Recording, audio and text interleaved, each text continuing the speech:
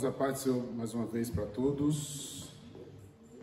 Eu queria que nós abríssemos, em nome de Jesus, as nossas Bíblias no livro de Lucas, capítulo 14. Lucas, Evangelho de Lucas.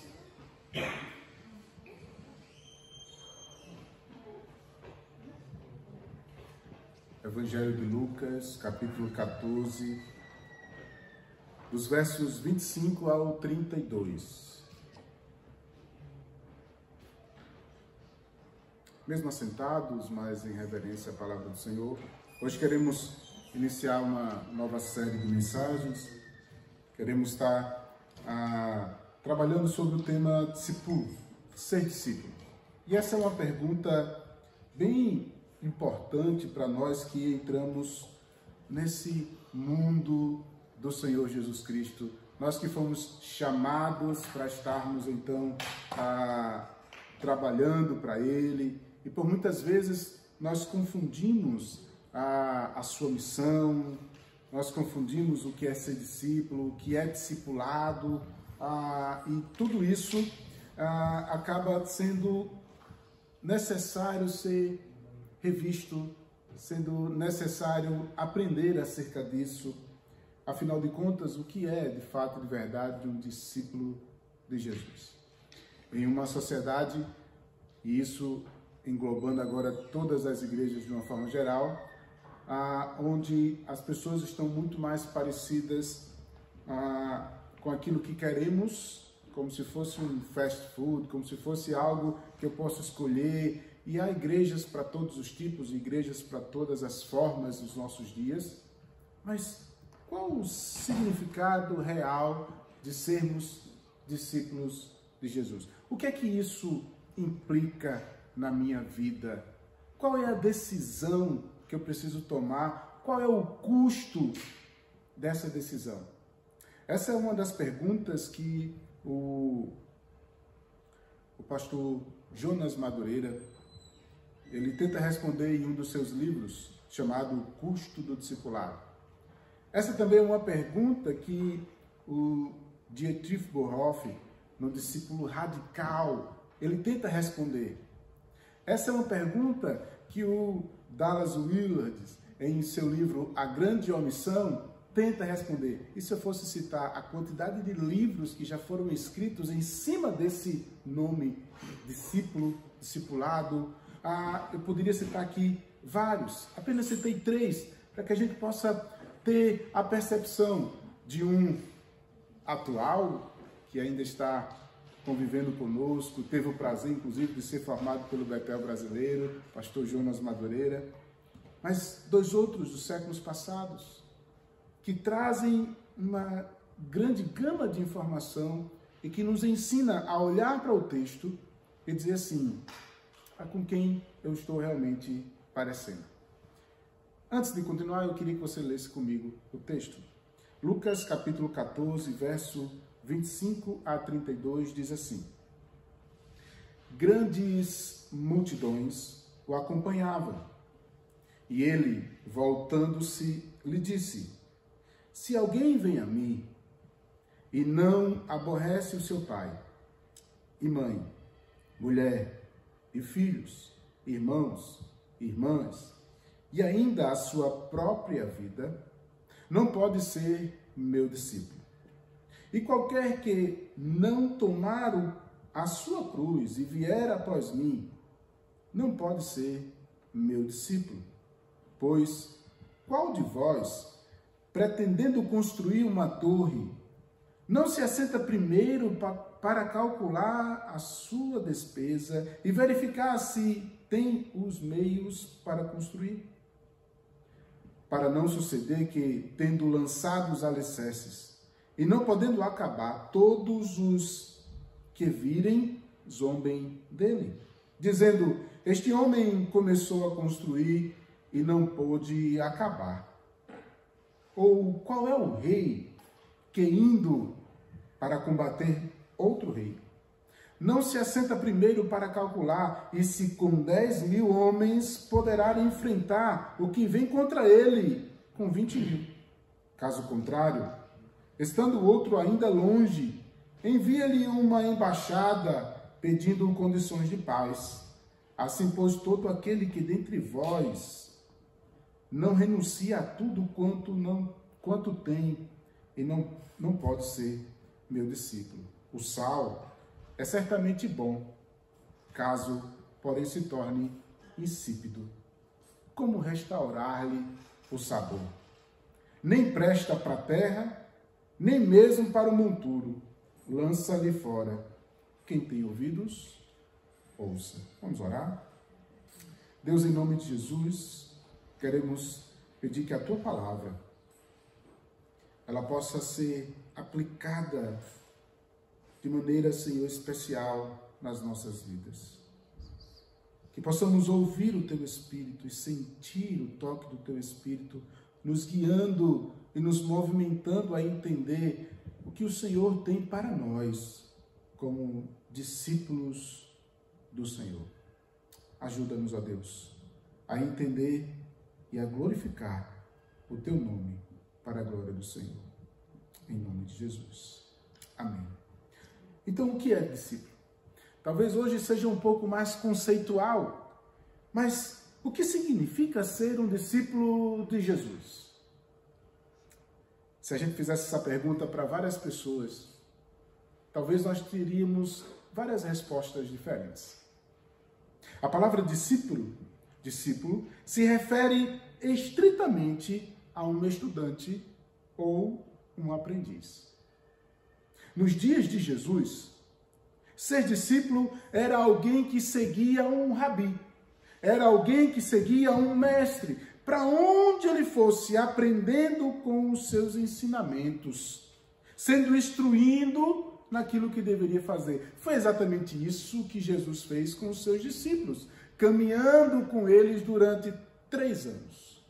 Primeiro Jesus fazia, depois dizia assim, faça comigo. Depois Jesus dizia assim, faça você, e eu fico só observando. Várias vezes nós percebemos esse ciclo de Jesus caminhando, mostrando como deveria fazer, depois dizendo, faça como eu fiz, e depois dizendo assim, vão e façam. E é lindo você ver isso nas narrativas bíblicas. Mas como eu falei, um dos autores, o autor do livro A Grande Omissão, o Dallas Willard, ele traz um conceito interessante. Ele diz, os discípulos de Jesus não são pessoas que não apenas adotam e professam certas ideias, como também aplicam sua compreensão crescente na vida, no reino, em todos os aspectos de sua vida. Ele diz que todo discípulo de Jesus é aquele que não somente aceita um conceito, eu entendi, compreendi isso, não, mas pega tudo isso e começa a aplicar na sua vida, e a sua vida começa a ser moldada pelos ensinamentos e doutrinas desse Jesus, ou desse mestre. Dallas Willard ainda diz para nós, Jesus não nos disse claramente o que devemos fazer? Nós temos um manual. Como um carro tem o seu manual, como aquilo que compramos tem o seu manual, como fazer, como andar, como construir, como fazer. Deus deixou para nós também um manual. E esse manual é as Sagradas Escrituras. E nós precisamos voltarmos para ele diariamente, assim como diz o salmista Davi. Assim como diz o salmista, lendo de dia e de noite, tendo prazer nas palavras. E esse Jesus nos disse como devemos ser e o que devemos fazer. Ele nos chamou para ser discípulos e disse para nós fazermos novos discípulos. Mas é interessante porque nos últimos dias, ou melhor, anos, nós temos ouvido, e talvez muito mais lá para onde eu vim do que aqui, parece que nós estamos muito mais interessados em trazer pessoas que se convertam a uma ideia do que se tornarem discípulos de Jesus. É mais fácil eu trazer uma pessoa e dizer assim, aceite essa ideia, aceite isso, entenda isso, olha como é bonita essa obra, olha como é bonito isso, do que caminhar com uma pessoa durante anos na sua vida e ensinar acerca do principal motivo e do principal motivo que é Jesus nas nossas vidas. O interessante é que Jesus, ele não nos ordenou que providenciássemos para que pessoas pudessem entrar no céu. Essa não é a nossa missão. Nem tampouco fazer com que a lista de rol de membros fosse a maior possível. Mas ele nos chamou para sermos uma igreja que faz discípulos. E a igreja que não entende isso é uma igreja que está se divorciando do noivo. Dallas Willard, ele diz claramente, a igreja que não entendeu essa missão de fazer discípulos, ela é uma igreja que está longe do propósito, ela está longe apenas vivendo de aparências, como uma igreja, mas talvez não seja mais igreja. Pode ser um clube social, um encontro de pessoas, uma reunião estruturada, com até liturgia, cantando até músicas bonitas. Mas eu me lembro muito de um texto em que o próprio Jesus, diz para a igreja, eu estou aqui, batendo na porta. Se você deixar, eu vou entrar e cear com vocês. Se você nunca se apercebeu com isso, mas Jesus está dizendo para uma igreja que eles estavam lá, teoricamente, cantando e adorando, mas Jesus estava do lado de fora. O que eles estavam fazendo lá poderia ser semelhante, parecido com um culto, mas o verdadeiro autor e a quem merece toda a honra e toda a glória não estava no meio deles. É triste. Mas o termo discipulado e discípulo vem se perdendo ao longo do tempo. Nos chamamos muito mais de cristãos do que de discípulos. E se a gente fizesse uma comparação bíblica, por exemplo, como é que a Bíblia chama mais as pessoas? De discípulos ou de cristãos? Interessantemente, essa pergunta foi feita e alguém já respondeu. E se olharmos para a Bíblia, pelo menos o Novo Testamento, nós vamos ter discípulos por cerca de 250 vezes descrevendo os discípulos de Jesus. Mas o nome cristão, apenas uma vez. Associando então ao movimento do cristianismo, ao Cristo enviado. Isso traz para nós que a palavra discípulo tem um peso muito mais forte do que ser membro de uma igreja.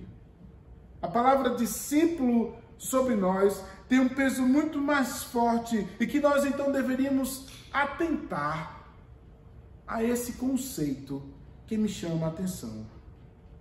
Discípulo é algo que fomos chamados para ser.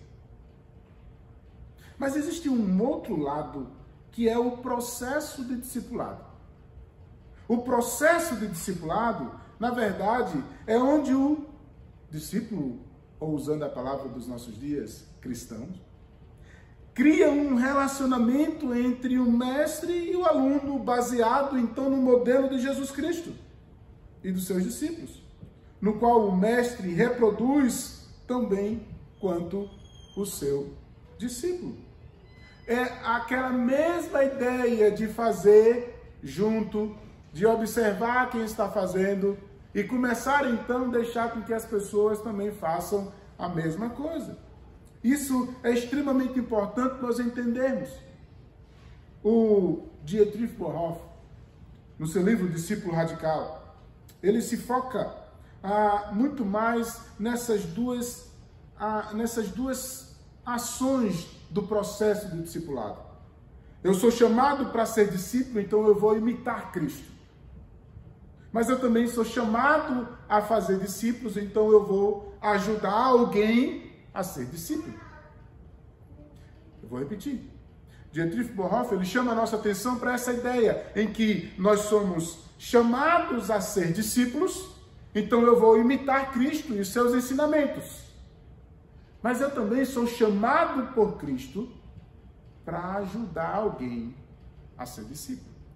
E isso resume a missão da igreja, onde nós somos chamados para ser alguém semelhante a Jesus e a ajudar outros a se aproximando dele, a ser também discípulos. Mas por quê? Por que vemos tão pouco discipulado nos dias de hoje? Será que realmente estamos acreditando que Jesus disse aos seus discípulos que fizessem seguidores dele? Discípulos, mas que desejam uma igreja diferente? Será que criamos em nossa igreja, e eu não estou falando apenas a nossa, estou falando de uma forma geral, na igreja atual, ministros que apenas agora têm a responsabilidade de fazer discípulos? A igreja começou a entender que é dentro desse propósito agora de uma atividade para-eclesiástica, como se o movimento fosse apenas de um grupo seleto. É só o pastor, o líder, que tem a capacidade de fazer isso. O interessante é que Jesus chamou discípulos. E preste atenção comigo. Jesus poderia, naquela época, ter chamado os melhores dos melhores? Poderia. Ele poderia ter chamado o general do exército do Império Romano? Ele poderia ter chamado os Césares? Ele poderia ter chamado as celebridades da sua época? Mas ele não chamou eles. Ele chamou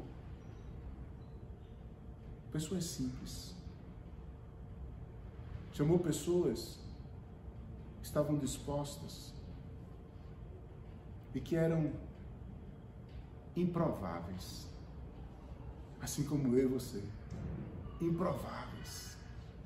Isso nos ensina muito, porque mesmo em meio a essa cultura que por muitas vezes traz esse padrão elevado que nós não podemos, sim, pois ele nos chama a ser discípulos, mas o grande problema é que na maioria das vezes as igrejas estão repletas de membros cristãos, mas que não são discípulos de Jesus. Essa é uma afirmação muito forte, é uma afirmação muito difícil, em que o Dallas Willard, no seu livro, ele trata com muito cuidado, pois ele diz: as igrejas estão repletas de discípulos que não foram discipulados. Em outras palavras, são mais parecidos com cristãos dos nossos dias, de acordo com os padrões dos nossos dias, do que de acordo com a palavra, sem se submeter ao que essa palavra tem para nós.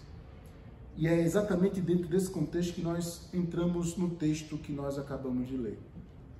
O texto de Jesus, falando com os seus discípulos, nos chama, em primeiro lugar, no verso 25, eu queria que você pudesse não fechar a sua Bíblia, mas olha para a Bíblia, diz assim: grandes multidões o acompanhavam e ele, voltando-se, lhes disse. Preste atenção, no meio daquela multidão, eu queria que você visualizasse isso, pudesse perceber Jesus andando em uma multidão de pessoas, não eram poucas pessoas. Dentro daquela multidão de pessoas, nós poderíamos dividir aquelas pessoas em 3 grupos. A multidão, os discípulos e os 12. Eu vou repetir. Existia uma grande multidão que estava apenas andando. Aquela ideia de que, tem alguma coisa acontecendo, deixa eu ir junto. Eu quero participar desse movimento. Dentre estes, tinha alguns que estavam dando ouvidos aos ensinamentos de Jesus, estavam se tornando discípulos de Jesus. Mas existia dentre estes ainda um grupo que estava sendo treinado para ser líderes.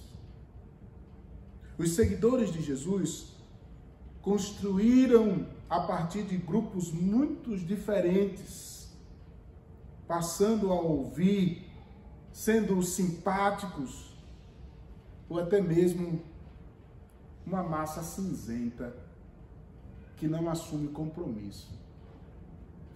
Aqui eu não sei, mas eu estava dando ouvidos ou ouvindo muitas pessoas que estavam nessa zona cinzenta, sabe aonde? Dentro da igreja. Uma multidão de pessoas que iam para as igrejas, mas não assumiam o compromisso de serem discípulos de Jesus. Verdadeiros discípulos que estavam ali, naquela neutralidade, indefinidos, sem assumir responsabilidades. Essa massa caminhava com a grande multidão, mas não tinha o custo de ser discípulo de Jesus. Irmãos, essa palavra nos chama muita atenção, e já é o Jonas Madureira que nos chama a atenção para essa palavra, pois quando a gente olha para essa palavra custo, ela está envolvida nas nossas vidas em tudo. Tudo que nós fazemos tem um custo. Seja um custo para ganho, seja para perda. Tudo, seja no relacionamento, seja nas minhas decisões, seja relação financeira, seja uma tomada de decisão de sair de um canto para outro, todas as minhas decisões, elas têm um custo. Mas quem está na multidão, na massa cinzenta, na relação da espiritualidade, na vida com Cristo, é alguém que diz assim: eu não quero pagar o custo. Eu não quero assumir o compromisso. Aqui está bom. E é dentro dessa perspectiva que a gente encontra Jesus dizendo para essas multidões 3 palavras bem difíceis. Ele diz a primeira: se alguém quer vir a mim,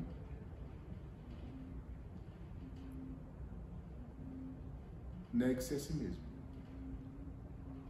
Se alguém vir a mim e não apresentar esse amor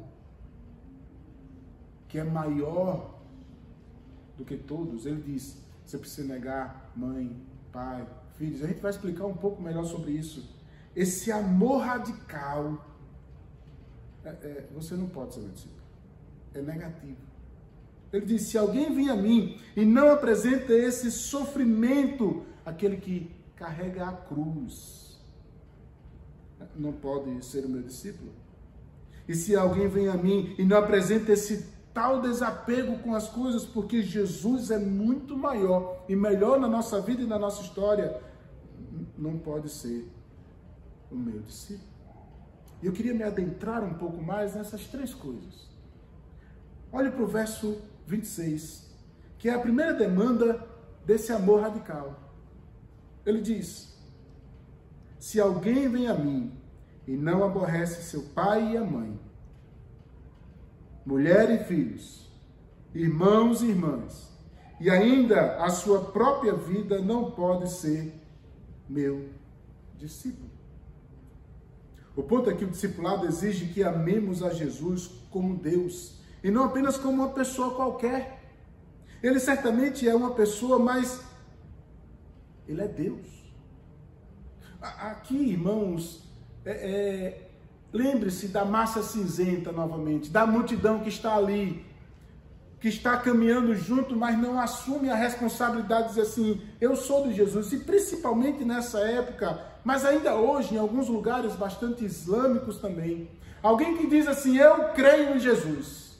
Ele está dizendo que ama Jesus acima, inclusive, da sua própria família. Porque essas pessoas, ao dizerem isso, eles voltavam para suas casas e assim, já que você quer Jesus, você está expulso da família.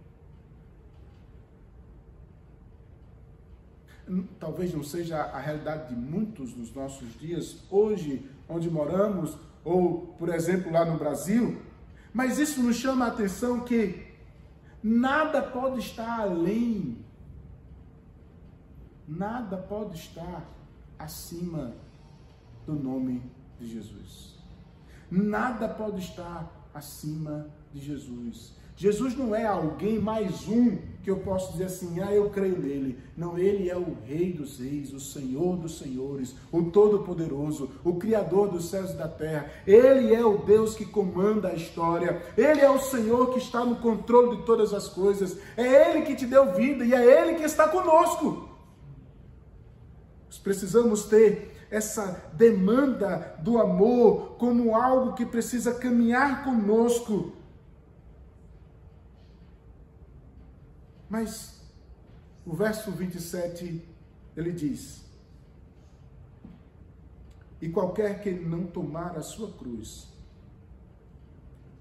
e vier após mim, não pode ser meu discípulo. Além desse amor radical, tem agora um sofrimento. E, às vezes, mal interpretado esse texto, temos a tendência de dizer, e geralmente se dizia lá no Brasil, aqui eu não sei, que a nossa cruz é alguém que nós carregamos da nossa família. É uma doença que nós temos. Olhe para o texto. Nós estamos falando para pessoas que vão ver Jesus carregando a cruz de fato e de verdade. E que já viram outras pessoas carregando a cruz. Qual é o significado de carregar a cruz para os primeiros discípulos que ainda nem sequer haviam visto que Jesus carregava a cruz até o lugar onde ele seria crucificado? Para eles, a cruz era um símbolo de rejeição e de humilhação. Carregar a cruz revela que o discípulo de Jesus implica inconveniência em um mundo hostil ao Evangelho, em uma cultura que rejeita os seus ensinamentos. Por consequente, os seus discípulos são pessoas que vão olhar para a cultura e dizer assim, a cultura diz isso, mas eu sigo Jesus. Carregar a cruz não é alguém que está do meu lado, mas é assumir o compromisso que pode trazer para mim implicações na minha vida, no meu trabalho, na minha história, porque eu estou assumindo o compromisso com princípios e preceitos de alguém que é o meu rei, o meu Senhor, o meu mestre. Para explicar isso, ele dá duas parábolas contraditórias. Duas parábolas. A parábola do construtor imprudente, que não calcula os seus custos direito e vira alguém que é zombado. Alguém que olha para os seus próprios interesses, alguém que olha para as suas próprias construções pessoais e sem refletir naquilo que ele estava realmente fazendo, pensando nos custos, ele toma uma atitude imprudente. Aí ele chama a atenção para um rei, para um governador, diante de uma batalha eminente. E ele então percebe a circunstância e diz assim, opa, não dá para me vencer. E entra aqui uma coisa que me chama a atenção muito nessa perspectiva, é que o rei prudente, ele tem uma decisão e um custo. É melhor eu perder o posto, mas me manter vivo. E essa decisão prudente faz com que essa decisão seja tomada em segundos. E ele então diz, não mande alguém, porque se eu for imprudentemente, eu vou, além de perder meu cargo, eu vou perder minha vida. Carregar a cruz é olhar para as circunstâncias da nossa vida e perceber que o discípulo, ele tem um limite nas suas vidas. Eu me lembro muito da história de Daniel. Daniel era alguém que foi criado numa cultura, eu vou usar as palavras dos nossos dias, uma cultura evangélica, um crente, alguém que nasceu no berço de uma igreja, no berço de um pai, de uma mãe, e ele foi ensinado, foi discipulado, e de repente alguém invade aquela casa, pega ele e leva para ele outro lugar. E naquele outro lugar é totalmente diferente, é uma cultura totalmente outra, é um politeísmo, mas ele aprendeu com os seus pais o caminho que deveria andar. Então ele toma uma postura, ele toma uma decisão, isso tem um custo. É um amor radical pelo Evangelho. É um sofrimento de dizer, eu não vou comer das iguarias do rei. Traga para mim só salada, eu vou comer só salada. E pode me colocar à prova que eu vou honrar, porque eu sou filho do rei, em nome de Jesus. Estou já parafraseando o texto. Mas preste atenção que esse sofrimento nas nossas vidas, ele é iminente. Mas quem anda na multidão é alguém que não quer assumir o sofrimento. É alguém que hoje na fábrica vai ter a ousadia de dizer assim, eu não concordo com isso. Eu não aceito isso. Seja quem for. É alguém que vai tomar a postura de alguém que está tomando a percepção e que vive no limite que Deus coloca para nós. Não andando segundo o curso desse mundo, mas sabendo então quem é Jesus na minha vida. Ser discípulo é exatamente entender que Jesus, ele é maior do que todas as coisas. É assumir compromissos que refletem ele na minha vida em meio a essa sociedade. Ah, pastor, mas você quer dizer que a minha família não tem importância? Não, não estou dizendo isso. Está dizendo que o meu trabalho não tem importância? Não, não estou dizendo isso. Eu estou dizendo que Jesus é maior do que todas essas coisas. Mas ele me ensina a amar minha esposa como Cristo amou a igreja. Ele ensina a mim a amar os meus filhos, ensinando eles sobre disciplina. E sobre o meu trabalho, ele me chama para ser excelente. Então não é uma questão de fazer as coisas com meia sola ou com meia boca, como diz no Brasil, não. É fazer com excelência. Mas nada dessas coisas está acima desse Deus que morreu na cruz e que me chamou para ser alguém que anda à semelhança dele. Mas por fim, esse texto nos chama a atenção para esse desapego. Esse desapego é interessante porque o texto nos chama a atenção para o sal. Ele diz, o sal é bom, mas se ele perder o sabor, como restaurá-lo? Não serve nem para o solo, nem para adubo, é jogado fora.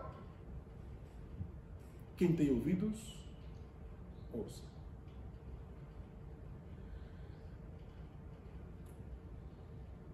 O desapego nos chama a atenção para as coisas materiais das nossas vidas. Muitas vezes somos tão apegados a coisas que as coisas comandam a nossa história. Uma vez eu brinquei com um amigo, ele estava lavando o carro. No Brasil, o carro é uma coisa, quase que um Deus. Quase que um Deus no Brasil.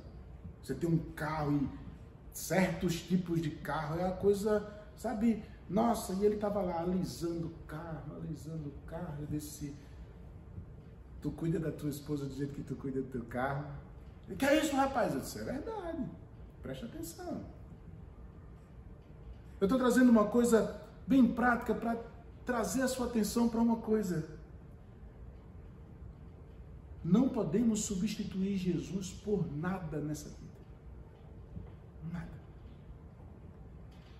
Nenhuma coisa que essa vida material pode trazer para nós. Isso não significa dizer que nós não podemos ser bem-sucedidos, isso não significa dizer que nós não podemos ter um carro, isso não significa dizer que nós não podemos ter coisas, não. Mas as nossas vidas não estão apegadas a estas coisas.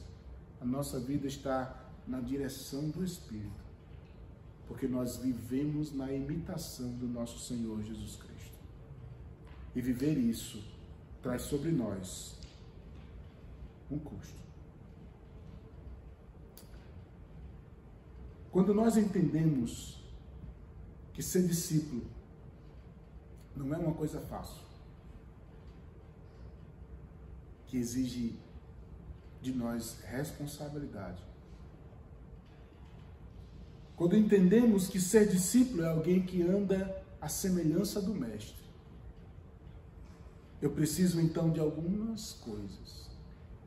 Eu preciso amá-lo conhecendo as Sagradas Escrituras.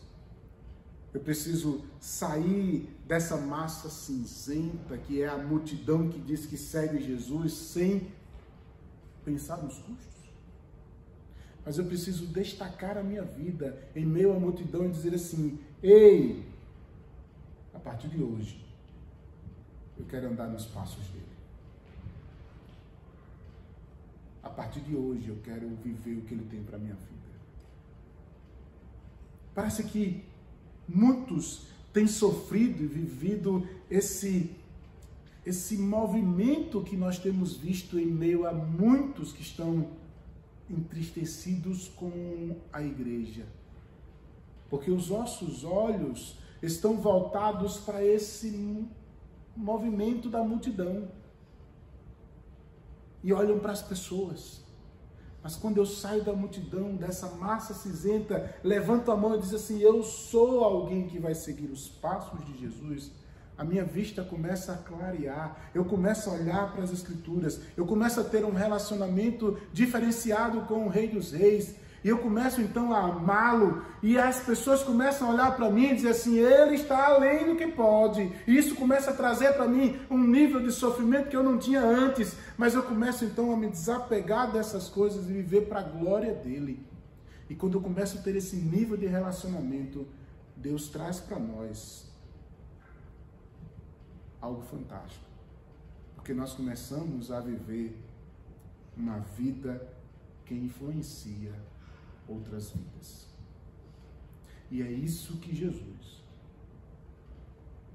quer e chamou cada um de nós para ser discípulos de Jesus. É um desafio nós sairmos da multidão e nos tornarmos discípulos de Jesus. Eu convido você a ser esse discípulo que ama radicalmente Jesus, que não tem medo dos sofrimentos que podem causar e que não está apegado às coisas, mas aproveita, porque toda boa obra e tudo que nós temos também pode ser usados para glorificar a Deus. Que o Senhor possa nos conduzir em meio a essa série, a entender como o discípulo de Jesus se relaciona com os outros, se relaciona com a igreja e dá passos para viver esse processo do discipulado e assumir o compromisso, não apenas de ser, mas de fazer. Em nome de Jesus. Vamos orar?